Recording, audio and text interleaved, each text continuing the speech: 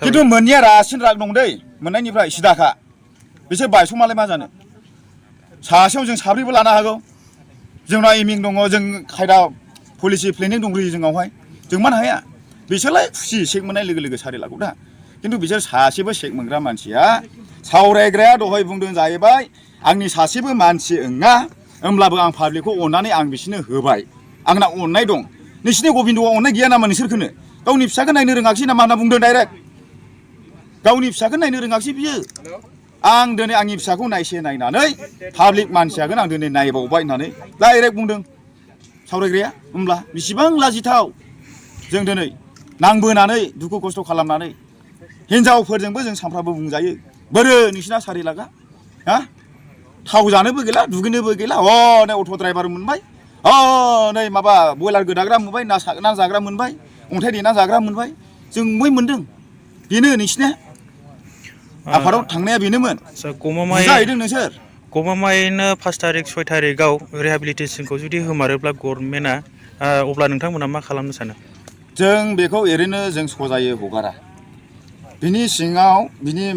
बिनि थाखाय जोङो फुल प्लेनिंखौ सिङाव जों खालामना दंखासै मानो होनोब्ला नांगौब्ला जिउ दान होनानैब्लाबो बे जायगासिम जों थांगोन थैनोबो गवा आरोखि ओरैनो जों सजायै चेक रानगोन बिदि फैगोन सोर बेलाय आसामनि मन्थ्रि सोरबा माबानि फैगोन बेखौ एमएलए फैगोन जों बेखौ मिथिया बोरजोब्बाय बिनि थाखायनो दिनै बिदि आद्रा खिद्रानि थाखायनो दिनै एनएलएबि इउएलएबि जोनोम मोन्दों मानो जोनोम मोन्दों एनडिपिजों सुक्ति जादोंमोन दिनै मानो सुक्तिया सान्थि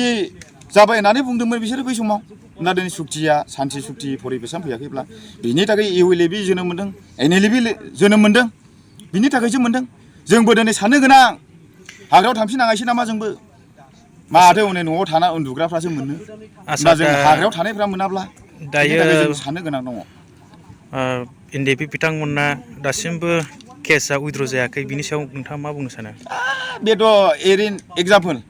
टिभि नायोब्ला नोंथाङा नुखायो सिनु पाउडार लागायोब्ला सालमायफ्रा खारो नैबेखौ फेसवासखौ फुनोब्ला स्लिम जायो होननानै नोंथाङा मिथिखायो नुदों सोरना थांदों थाङाखै सारियाव दङ नै गासैबो केस गोनांजोब बिथांमोना दिनैसिमबो रावबो गैया सावरायग्रा बिथाङा दहाय मोनसे खोथा बुंदों वारेन्ट फैला रावबो दाथां होननानै खिन्थु वारेन्टआ फैगासिनो दं लाना थांजागासिनो दं सावरायग्राया बेखौ बासायफैगोन सोरबा फेरेंग्रा सोरबा प्रमदआ सोरबा गबिन्दआ बासायफैगोन बेखौ बख'ना लायगोन जेलनिफ्राय नंगौ बेथ' जोंनि थाखाय बिराद गिदिर 34 इयारखौ माब्ला प्रसेस खालामगोन आरो माब्ला राननानै होगोन दिनै गोबां मुंख्लं न'खरनि मानसिफ्रा दिनै डिप्राइभ जानानै दङ गोबां दुखु दाहाजों सहायनो गोनां जानानै दङ नाथाय बिनि जेबो मोनसे प्रसेसखौनो जोङो प्रग्रेस जानायखौ जों नुनो मोनाखै माखासेया दिनैसिमावबो भेरिफाइड जायाखै माखासेया लिस्टआव थाङाखै जायफोरा भेरिफाइड जाबाय बिथांमोननियावबो दिनैसिम माने प्रग्राम्सफ्रा दिनैहाय माने इमप्लिमेन्ट जायाखै दा बेफोर बाथ्राफोरखौ लानानै दिनै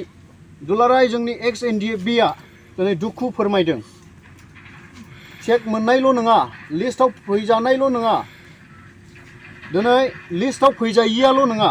गासैबो लिस्टआव फैनाय एक्स एनडिएफबिफ्राबो दिनै बिनि सायाव दुखु फोरमायदों दिनै जोंनि गेजेराव मानो डिसक्रिमिनेसन जादों दिनै बिथांमोननि मुंख्लंफोरा दिनैहाय हारिनि थाखाय